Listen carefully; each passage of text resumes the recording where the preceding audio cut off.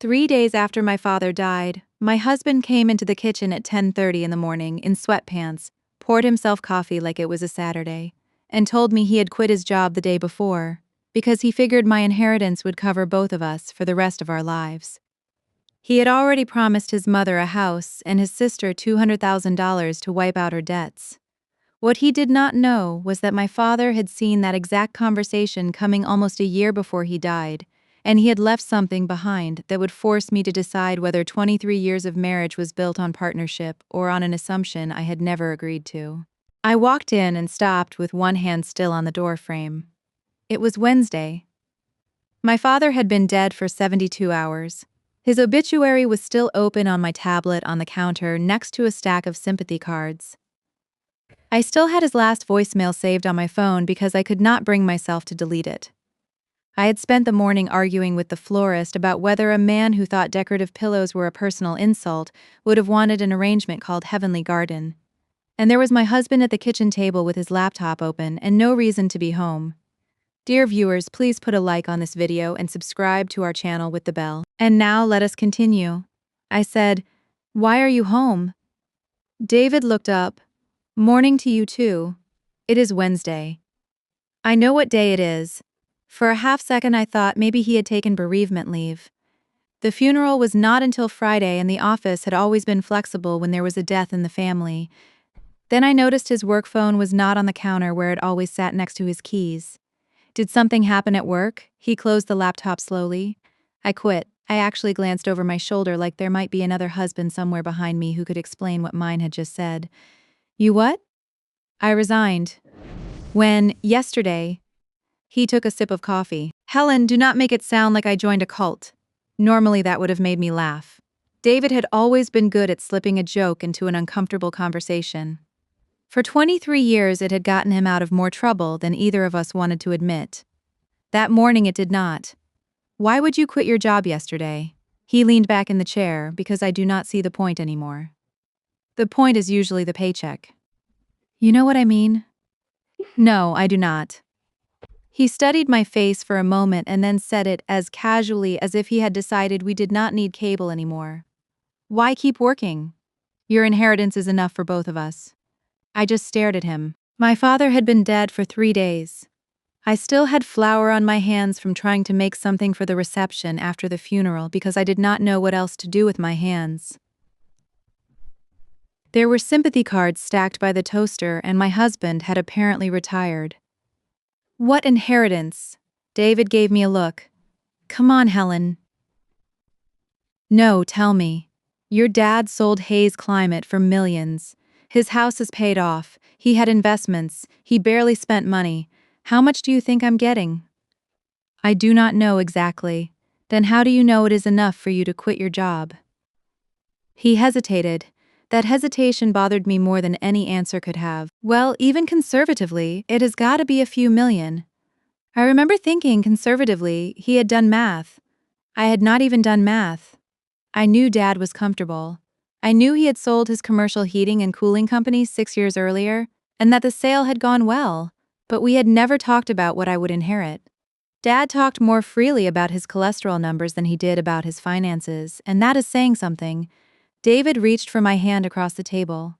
Look, I have worked since I was 22. I'm 55. 33 years of quotas.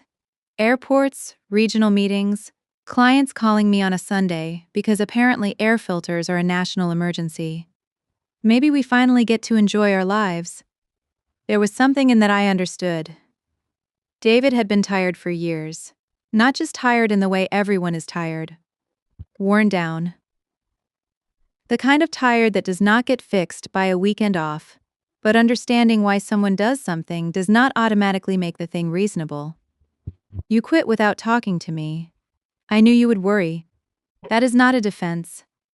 I was going to tell you. You did tell me after you quit. He sighed. Can we not do this right now? I almost laughed. Apparently right now was an inappropriate time to discuss the decision he had made because my father had just died. That evening his mother and his sister came over. My mother-in-law brought lasagna. His sister brought wine. For the first 20 minutes everything felt almost normal. Almost like we were just a family having dinner in a hard week. Then David started spending my father's money. His mother Margaret was complaining about another rent increase at the apartment building where she had lived for 8 years when David said, "Do not worry about it, Mom. Once everything clears, I will buy you a house."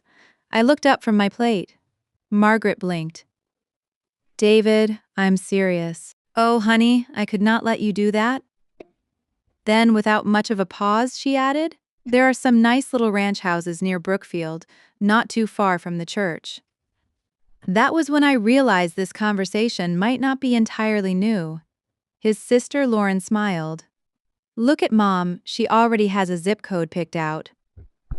Margaret waved her off. "I have looked, that does not mean anything." David laughed. Then he turned to Lauren, "And we will get you straightened out too." She frowned. "What does that mean? Your debt?"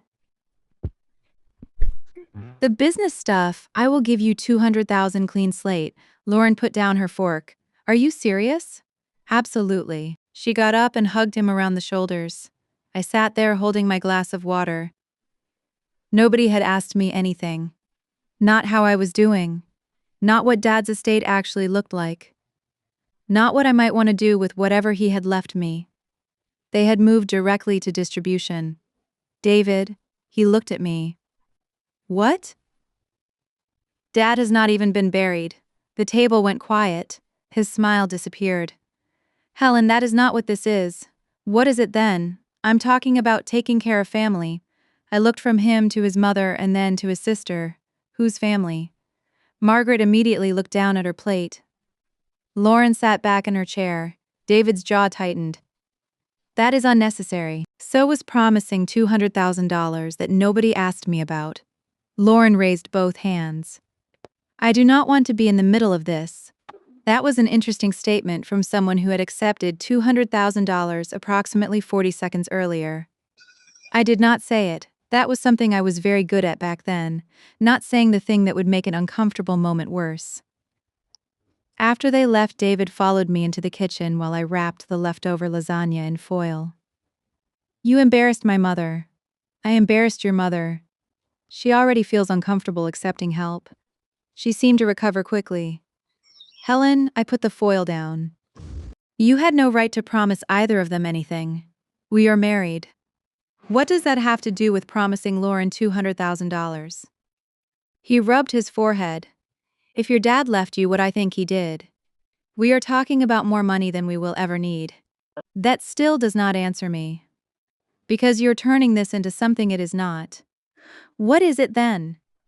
He gave a tired little laugh. "Helen, there's not going to be your money and my money. We are set." I did not answer. Maybe because I was tired. Maybe because some part of me was doing what I had done for years. Deciding whether this was really worth a fight. David had always been generous. Sometimes with things that were not entirely his to give. He had once loaned my car to Lauren for 4 days and told me afterward. When his mother's water heater failed, he had promised we would cover it before he mentioned it to me. He volunteered our house for Thanksgiving so regularly that one year I found out because Margaret called to ask what time she should bring the rolls. None of those things had seemed enormous on their own. Marriage is full of small irritations. If you have been married long enough, you learn that not every hill deserves a flag planted on top of it. At least that is what I had always told myself. The next morning my phone rang while I was standing in my father's bedroom trying to decide which suit he should be buried in. The gray one made him look like a funeral director. The navy one he had worn to my wedding. "Helen, it is Samuel Brooks, my father's attorney." We exchanged the usual awkward condolences. Then Samuel said, "There are several estate documents Robert wanted me to go through with you. Could you come in tomorrow morning?" "Of course. David can come with me." There was a pause, not a long one. "Long enough, actually," Samuel said. "Your father specifically requested that our first meeting be with you alone." I looked through my father's bedroom doorway toward the living room. David was sitting on the couch with his laptop open. On the screen was a listing for a used boat, 26 feet, fiberglass, and for the first time since Dad died, I wondered what my father had known that I did not. Samuel Brooks's office was on the 4th floor of an older brick building downtown. The kind of place with narrow hallways and a directory in the lobby that looked like it had survived 3 mayors. I had been there twice before with Dad. Once when Mom died and once when Dad sold the company. Neither memory made me eager to go back. Samuel met me at the door himself. Helen? Hi, Samuel. He shook my hand and then seemed to think better of the formality and gave my shoulder a brief squeeze. I'm sorry about Robert. Thank you. He led me into his office. There was a legal pad waiting on the table, along with a bottle of water and a box of tissues positioned discreetly off to one side. I noticed the tissues and decided immediately that I was not going to need them. Grief makes you competitive about ridiculous things. Samuel sat across from me, and for a few minutes we talked about the funeral, the death certificate, the house, ordinary estate things. Then he closed the folder in front of him. Before we get into numbers, there is something Robert wanted me to discuss with you. Okay. Did David ever tell you that he came to see your father without you? That was not remotely the question I had expected. David? Yes. When about 8 months ago, I shook my head. No. Samuel nodded as if that answer confirmed something he already knew. He contacted Robert more than once. There was an in-person conversation, a later phone call, and eventually an email. What about your father's estate? I sat back in the chair. My husband discussed my father's estate with him. Robert asked me to be careful about how I characterize the conversations. David was not threatening him. He was not attempting anything illegal. That almost made it worse. What was he doing? Samuel opened another folder. He was planning. He slid a single sheet of paper toward me. It was a copy of a letter in Dad's handwriting. I recognized the blocky capital letters immediately. Dad wrote like every note might someday be submitted as evidence. Samuel said Robert authorized me to give this to you after his death. I read the first few lines. Dad wrote that David had come by one afternoon and had started talking about retirement. Nothing unusual at first. David had complained about travel and sales quotas plenty of times over the years. Then I reached one paragraph and stopped. Dad had written down the exchange almost word for word. David had said, "Once Helen inherits, I can finally stop working." Dad had answered, "Helen inherits," and David had laughed. "Come on, Robert. We are married." I read it twice. Samuel waited. That bothered him, I asked. Yes. Why did he not say something to me? We will get to that. I looked back at the page. What bothered me was how perfectly it matched what David had said in our kitchen. There is not going to be your money and my money. Apparently that idea had not arrived 3 days after Dad died. It had been there long before. Samuel opened the estate folder. Your father did very well when he sold Hayes Climate. He invested conservatively afterward.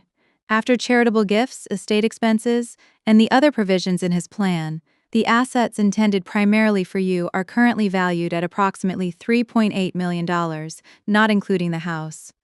I do not remember having some dramatic reaction. Mostly I thought David was not far off in his math, and I hated that thought. Samuel continued, the majority of those assets are held in a trust Robert established before his death. A trust for me. Yes, you are the beneficiary. What does that mean in practical terms? It means you are financially secure. The trust can provide income and distributions for housing, health expenses, retirement planning, and your general financial welfare. This is not designed to put you on an allowance. Good, because I'm 52. Samuel smiled slightly. Robert made essentially the same point. That sounded like Dad. The unusual part, Samuel continued, is that for the first 5 years, extraordinary distributions of principal require approval from an independent corporate trustee. Extraordinary meaning, a large gift to another person would certainly qualify. A major speculative investment might. Putting several $100,000 into a relative's business would. I stared at him. So Dad put somebody between me and the money for certain decisions temporarily because of David. Samuel took his time answering. Partly because Robert was concerned about pressure. That irritated me. Not at Samuel. At Dad. I'm not 12 years old. No, he could have talked to me, yes. Instead, he built a financial fence around me. Samuel leaned back. Would you like to know how Robert explained it? I nodded. He pointed to the second page of Dad's letter. Dad wrote that he did not know whether David would ever actually pressure me. He said David had been a good husband in plenty of ways and that 23 years of marriage meant more than one conversation about money. Then came a line that sounded so much like my father. I could practically hear him clearing his throat before saying it. I do not want to leave Helen my opinion of her husband along with my money. I stopped there. Samuel said quietly. He did not want you spending his last months defending David to him. That one hurt because Dad knew me. I probably would have done exactly that. He was not trying to make a decision about your marriage, Samuel said. He wanted to make sure nobody could rush you into one about the money. I finally reached for one of those tissues I had decided I was not going to need.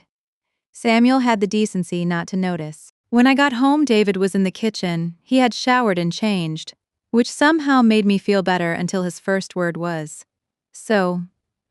I put my purse down. So what? He gave me an impatient look. Helen, what did Brooks say? There is a trust. His expression changed immediately. How much? I looked at him. He corrected himself. I mean, what are the terms? No, you meant how much. Okay, fine, how much? I'm not discussing numbers today. Why? Because I buried my father this morning. That stopped him for maybe 3 seconds. Then he asked, how long until the trust pays out? It does not work like that. What does that mean? I explained the basics. Not everything, just enough. David paced once across the kitchen. So we need approval to use our own money. My inheritance, he turned. Seriously, that is what it is. Can we borrow against it? I do not know. Did you ask? No. He exhaled sharply. Helen, I already quit. There it was. Not I made a mistake. Not I should have talked to you. I already quit. As if his decision had created an invoice I was now responsible for paying. That night I went to bed early. Sometime after 1 in the morning I woke up thirsty and headed downstairs. I heard David before I reached the bottom. He was in the den speaking quietly on his phone. No, do not panic. I stopped on the stairs. A pause. Then the money exists. It is just tied up. Lauren, I knew from the tone. David lowered his voice further. I will figure it out. Another pause. Then he said something I can still hear exactly as he said it. Helen will come around. I stood halfway down the staircase in the dark. Normally, I would have walked right in. I would have demanded to know what he meant. We would have argued until 2 in the morning, and eventually, one of us would have apologized just to end it. Instead, I turned around and went back upstairs. Because for once I did not want David to know what I knew. I wanted to hear what he said when he thought I was not listening. The next morning, I made coffee and asked David what he had promised everybody, not angrily. That seemed to bother him more than if I had yelled. He was standing at the counter spreading peanut butter on toast when I said, besides the house for your mother and the money for Lauren, what else? He stopped with a knife in midair. What? What else have you planned? Helen, it is 7 in the morning. I know. He put the knife down. Are we really starting this again? I do not think we ever finished it. He stared at me for a moment and then pulled out a chair. All right, what do you want to know? Everything.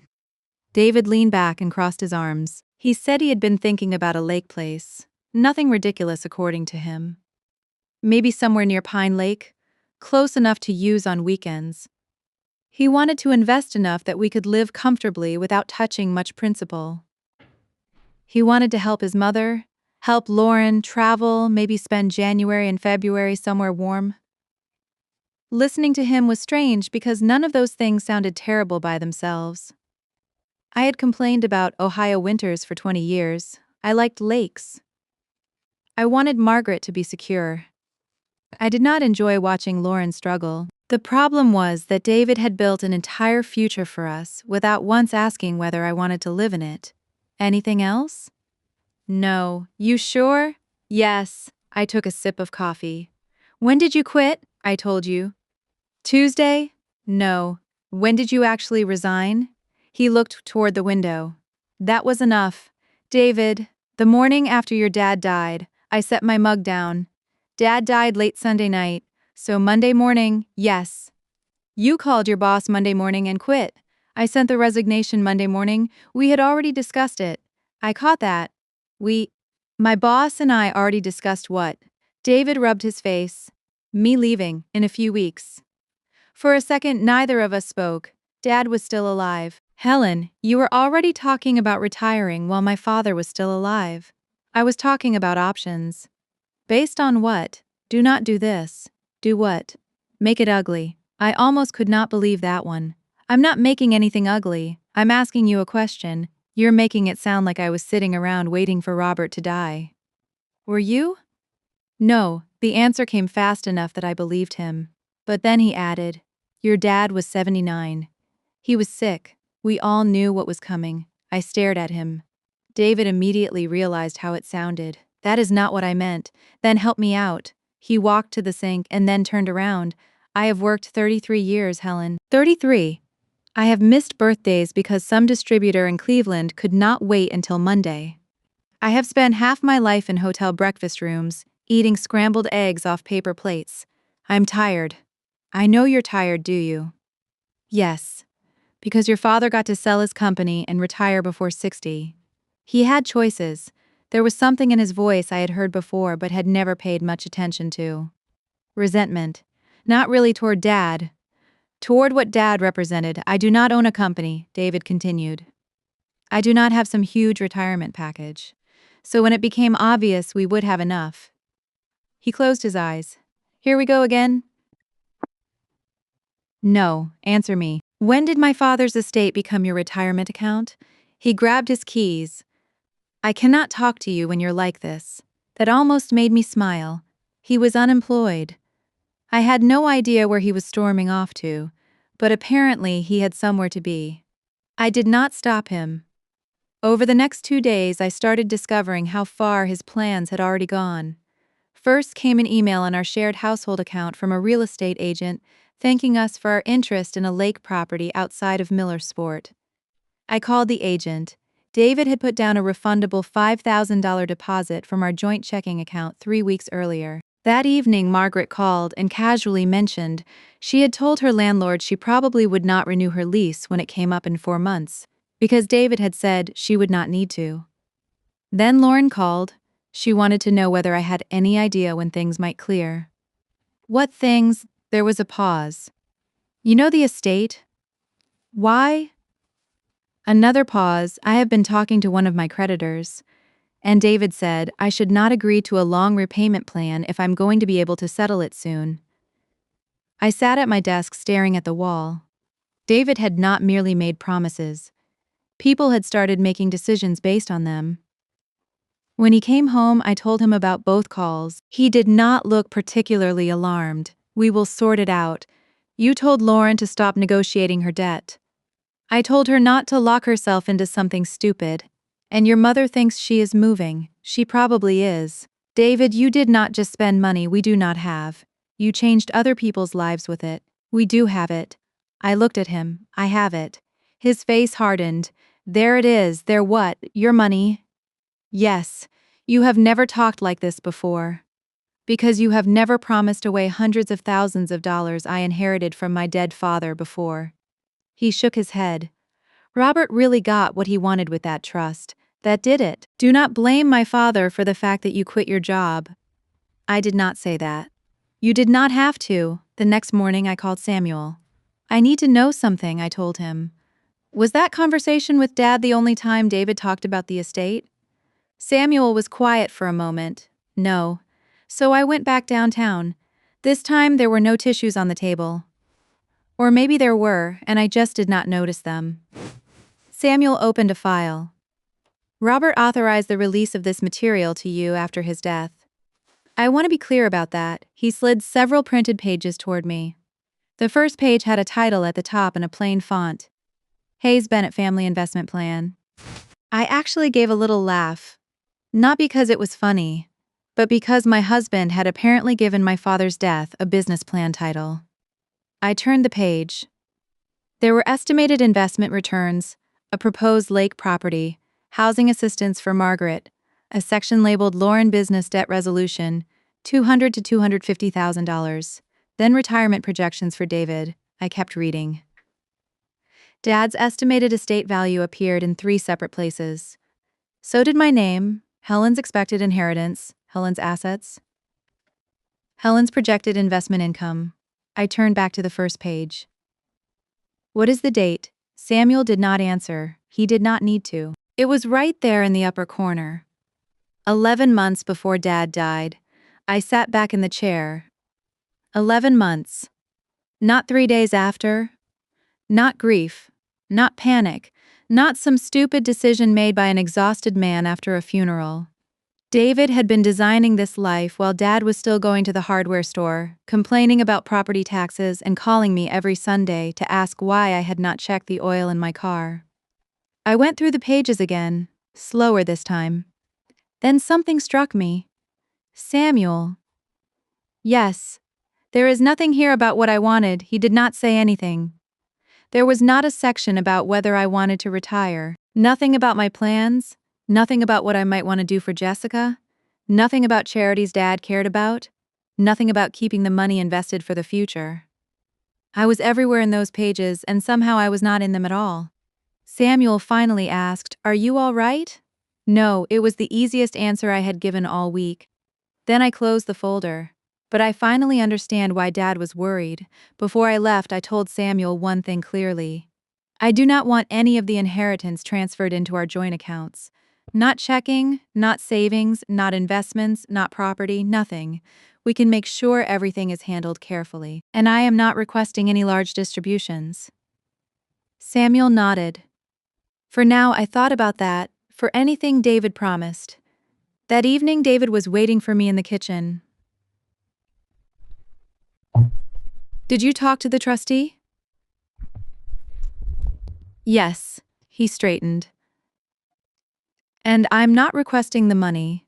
His expression changed. Any of it. Not for your mother's house. Not for Lauren. Not for the lake place. He stared at me. For the first time since Dad died, David did not look irritated. He did not look offended. He looked scared.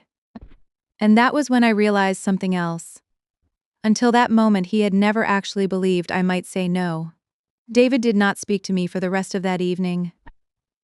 Not exactly. He asked whether I had fed the dog. He told me the dishwasher was clean.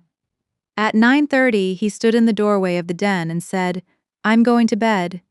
We were apparently still capable of running a household. We just could not discuss the fact that he had retired on money he did not control.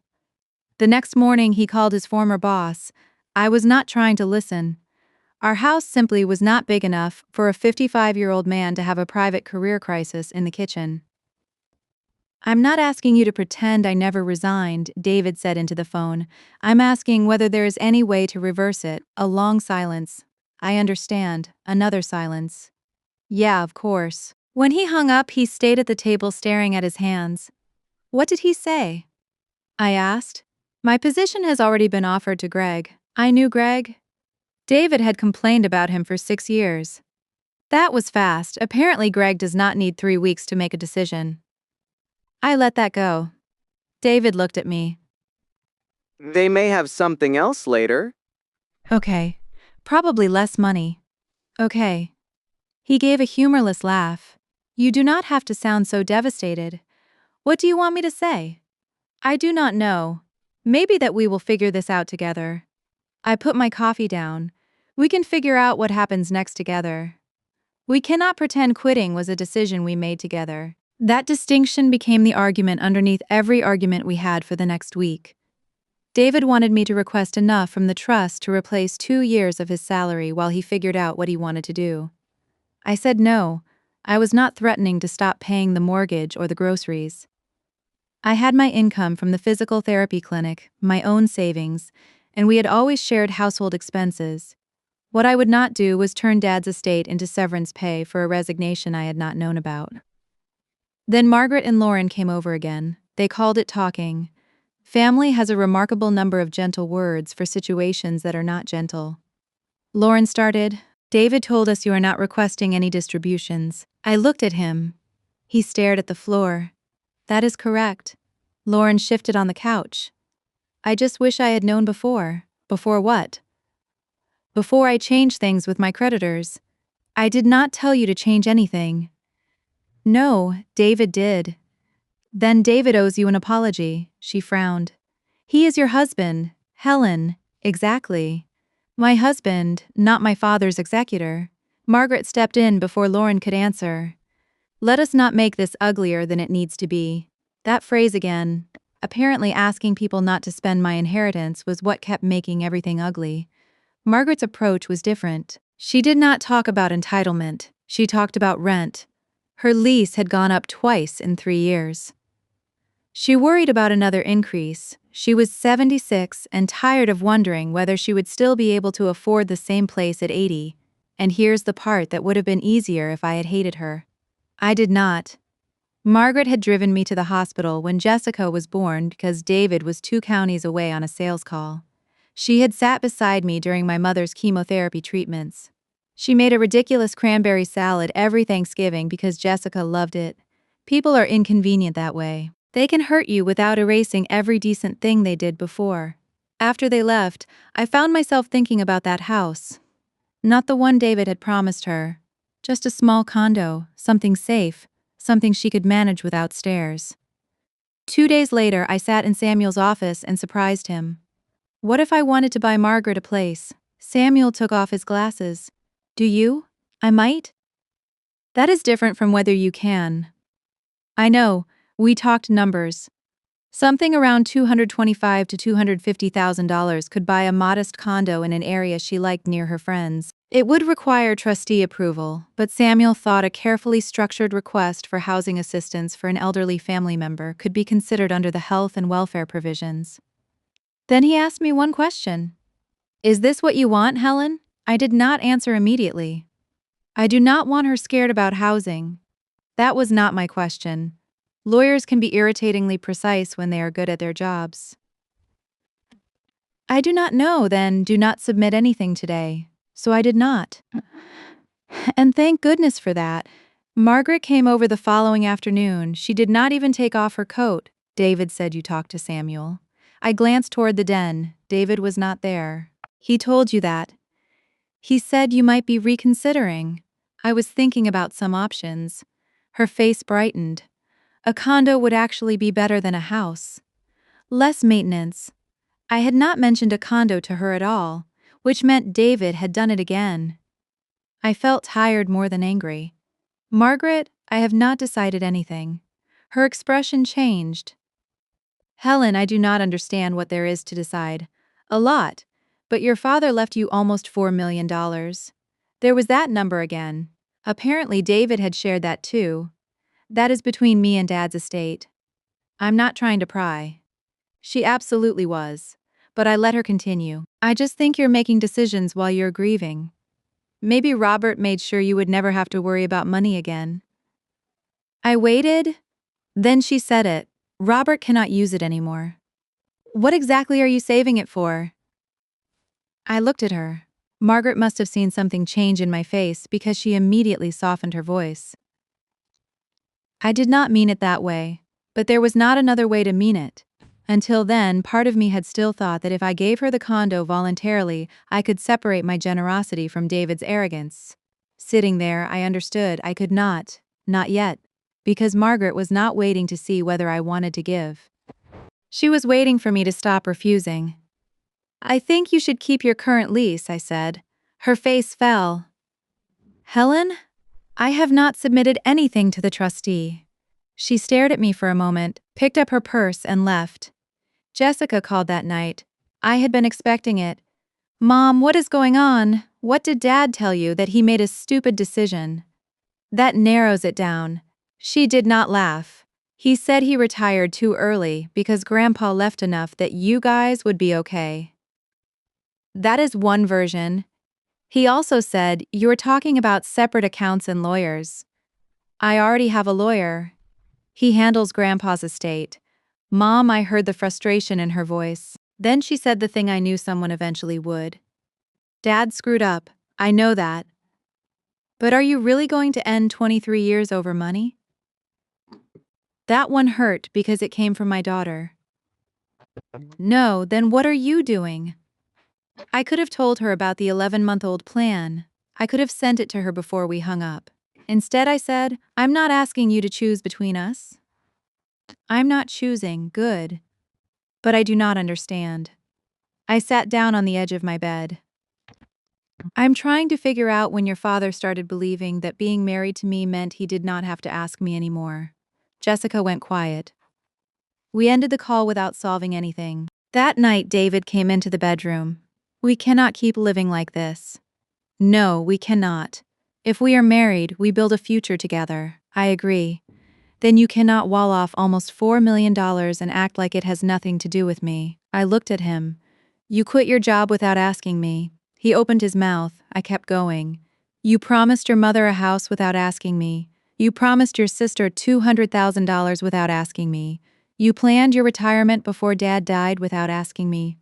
Helen, and now I'm supposed to prove I am committed to this marriage by not asking questions. He had no answer. That was almost worse than another argument. I took my pillow from the bed. David watched me. What are you doing? Sleeping in the guest room. For how long? I stopped at the doorway. I do not know, and for once I did not rush to give him an answer just because he wanted one. David moved into the guest room before I could change my mind about taking it. I came home from work the next day and found his clothes hanging in the closet in there, his shaving kit on the bathroom counter, and a stack of resumes on the desk. Neither of us mentioned it. For the next few weeks, our marriage became strangely polite. Do you need anything from the grocery store? No thanks, I'm taking the dog out. Okay, I will be home late. Interview. Good luck. You can live with somebody for 23 years and become courteous strangers, remarkably fast. But David did start changing things. He canceled the lake property and got the deposit back into our joint account. He updated his resume. He called former clients and people he had worked with years ago. I heard him practicing answers before interviews, trying to explain why a man of 55 had abruptly left a perfectly good sales position without saying, well, I thought my father-in-law was about to finance my retirement. Most important, he stopped asking about the trust. At first, I assumed it was strategy. Then one Saturday morning, I heard him talking to Lauren on the phone. I was in the laundry room folding towels. No, he said, you need to work something out with them. A pause. I know what I told you. Another pause. No, Helen did not change her mind. This is not about Helen. I stopped folding. David's voice got quieter. I should not have promised you that money. I could not hear Lauren's answer, but I could imagine it. Then David said, I know. A longer pause, but it was not mine to promise. My hands went still. That sentence should not have mattered as much as it did. But it was the first time I had heard him say it. Not the trustee will not approve it. Not Helen will not release it. Not Robert tied everything up. It was not mine. For the first time since Dad died, I wondered if David actually understood. A few days later, he called his mother. I happened to be making dinner. Mom, listen to me. Do not give notice on your apartment. I turned the burner down. Even from several feet away, I could hear Margaret's voice rising through the phone. David rubbed the back of his neck. I know what I said. Another burst from Margaret. No, Helen did not stop me. He looked at me. I said nothing. David turned toward the window. I promised you something that was not mine. There it was again. Margaret kept talking. David finally said, I know you are disappointed. I'm sorry, but that is on me. When he hung up, neither of us spoke for a moment. Then I said, thank you. He looked surprised. For what? For not making me the villain, he nodded. I did that enough already. That was probably the closest we had come to tenderness in weeks, and that made what I did next harder. The following Sunday afternoon, I asked him to sit down with me.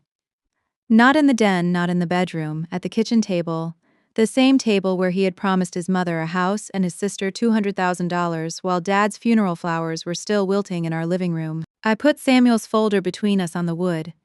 David looked at it. What is that? You tell me. I slid the first page across the table toward him. He read the title. Hayes Bennett Family Investment Plan. His face changed. He did not ask where I had gotten it.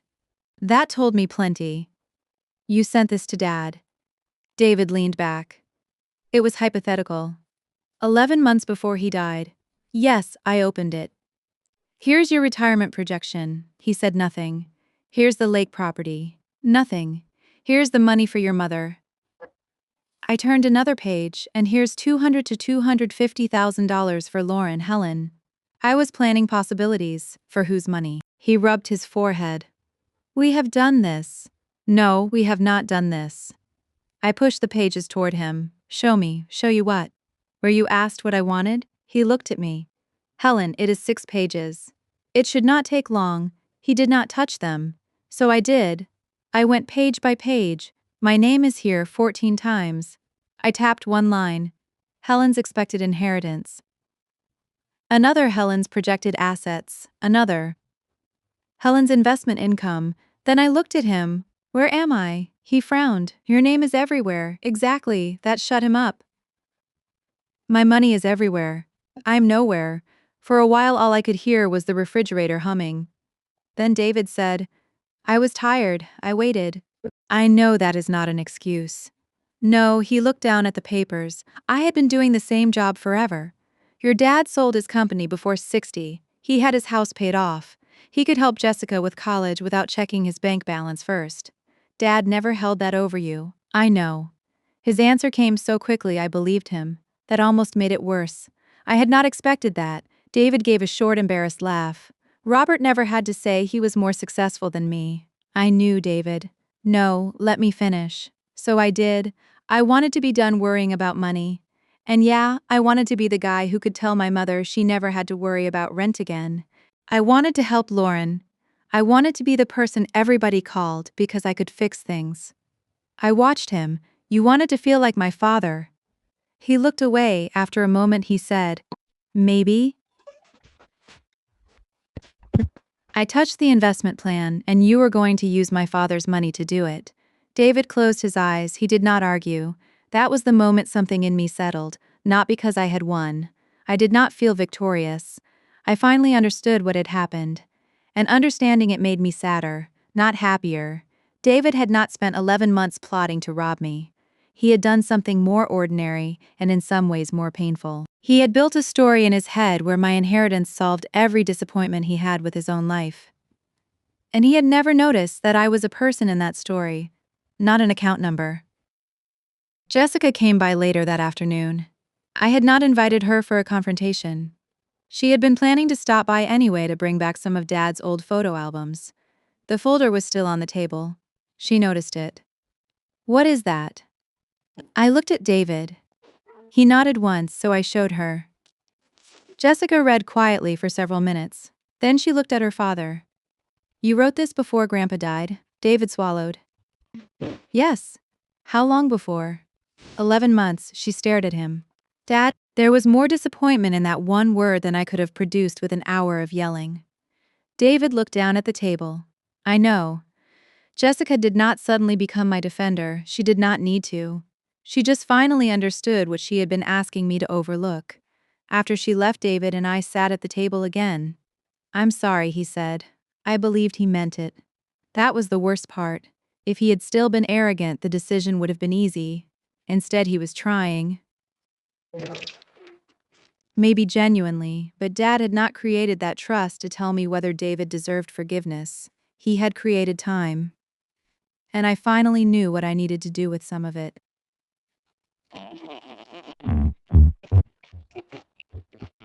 Dad did not need to protect me from you with a lawyer, I said. He just gave me enough time to see what I would have talked myself out of seeing. David looked at me. What are you saying? I need you to move out. His face went still. For how long? I do not know. Are you divorcing me? I shook my head. I have not decided. He looked wounded, and I hated that I still cared. But I did. Then I said, and that is the first big decision in this house nobody else gets to make for me. This time David did not argue. David moved out the following Saturday. There was no dramatic scene, no suitcase thrown onto the lawn, no neighbors pretending not to watch through their blinds.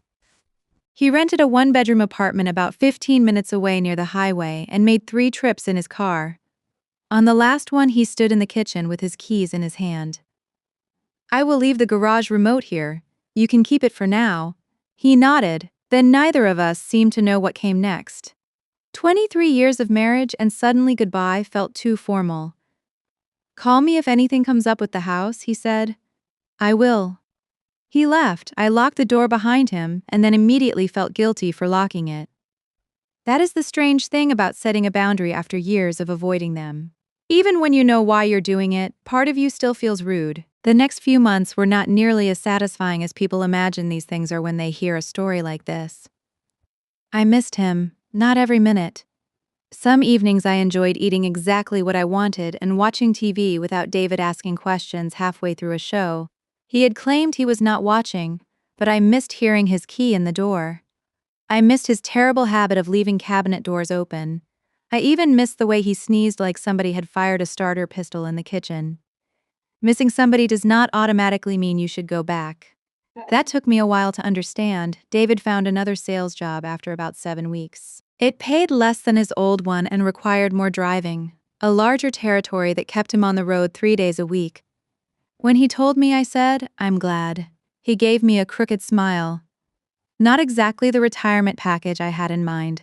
A few months earlier that would have started a fight. This time he added, "I know. Nobody's fault but mine." Margaret stayed in her rental. She renewed for another year after negotiating a smaller increase with the landlord, $25 a month instead of $75. Lauren took a full-time position with an established design firm downtown and started working through her debts with a formal repayment plan that did not depend on anyone else. Nobody ended up destitute. Nobody lost a home. The catastrophe they had all been preparing me to prevent turned out to be ordinary life. Bills, jobs, rent, the same things everybody else dealt with before Dad died. David and I started counseling separately. Later we went together to a therapist on the east side who did not let either of us get away with easy answers. I will not pretend therapy produced some magical conversation where he said exactly the right thing and I suddenly understood 23 years of marriage in an hour. Mostly it was uncomfortable. One afternoon our counselor asked David why he had been so certain I would eventually agree to his plans. He sat there for a long time looking at his hands. Then he said, "Because she always came around." I looked at him. No. He turned toward me. I usually gave in. He started to answer and then stopped. There was not much to say. I had spent years calling that compromise. Sometimes it was. Sometimes it was not. Eventually, David apologized without explaining himself afterward. That mattered more than I expected. He said he was sorry he had turned Dad's death into a financial event before I had even had time to grieve. He apologized for making promises on my behalf to his family. He admitted he had treated my eventual agreement as inevitable. I believed him. I also believed he was changing. But here's something I wish I had understood when I was younger. Someone becoming better does not obligate you to return to the version of yourself who had to be hurt before they changed. After several months, I asked for a legal separation. Later, we began the divorce process. It was not vicious. It was not painless either. We divided what was marital and left what was inherited where it belonged. With me, inside the trust that Dad had designed. David did not fight that. To his credit, he told his lawyer the same thing he had told his sister. It was not his to claim around that time Jessica and I finally started clearing out Dad's house. I had avoided it longer than I should have. One Saturday morning we stood in his kitchen surrounded by cardboard boxes and things that somehow seemed too ridiculous to throw away. Dad owned 4 tape measures, 4. Jessica held them up. Was Grandpa expecting a nationwide tape measure shortage? He did not trust the one in the garage. Why? It once lied to him. She looked at me. I do not know what that means either. We laughed. It was the first time I had laughed in Dad's house since he died. There was no final secret waiting in a drawer. No dramatic letter we had somehow missed that would explain everything. Just Dad. Hardware store receipts going back 5 years. 3 pairs of reading glasses, an old coffee maker I had tried to replace twice and that he had refused to throw away because it still made coffee.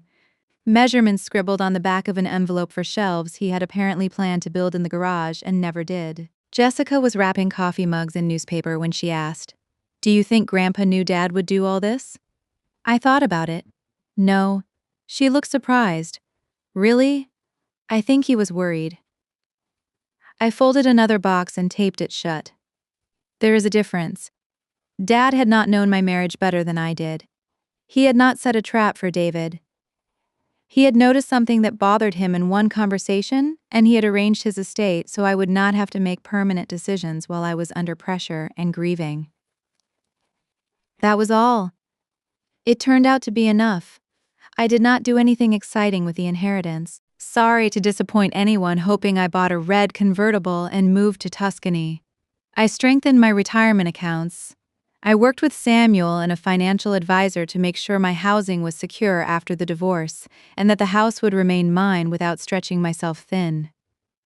Most of the money stayed invested the way Dad had left it, conservative and boring and safe.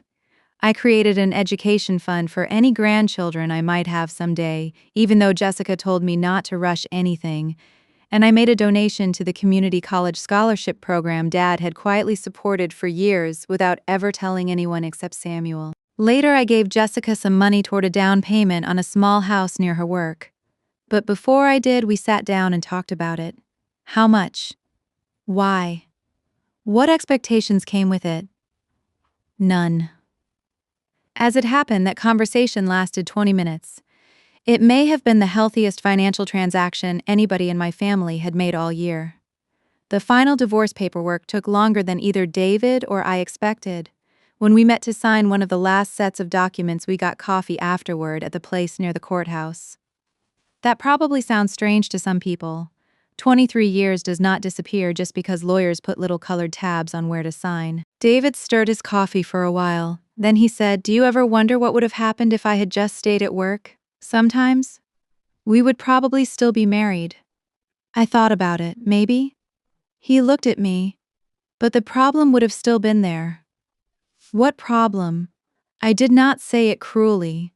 You thought being my husband gave you ownership of things that belonged to me. He looked down at the table. I added, "The money just made it expensive enough for me to notice." David nodded slowly. "I wish I had noticed first. So did I?" We finished our coffee. Then we hugged in the parking lot and went to separate cars. I cried a little on the way home, not because I regretted the divorce, but because that parking lot was such an ordinary place to end something that had lasted half my adult life. For a long time, I thought Dad's final gift to me was $3.8 million. It was not. The most valuable thing he left me was time, because without that trust, I know what probably would have happened. David would have apologized. Margaret would have cried. Lauren would have explained how badly she needed the money and how humiliating it was to ask. And I would have looked at the numbers and told myself there was plenty. I would have given in. Not because I wanted to, but because somewhere along the way I had started confusing keeping everybody happy with being a good wife. 3 days after my father died, my husband quit his job because he thought my inheritance meant neither of us would ever have to work again. He was wrong. David went back to work. And in a strange way, so did I. Except the job I finally quit was one I had been doing for 23 years without realizing it. Smoothing things over, giving in, and pretending that keeping the peace was the same thing as being respected. If you have ever had to learn the difference between peace and respect, you probably know why it took me so long to say no, and why once I did, I could not go back. Thank you for listening to this story to the end. If it kept you thinking, please give this video a like, subscribe to our channel, and turn on the bell so you do not miss the next story. Tell me in the comments what you would have done in my place and whether you think I made the right choice.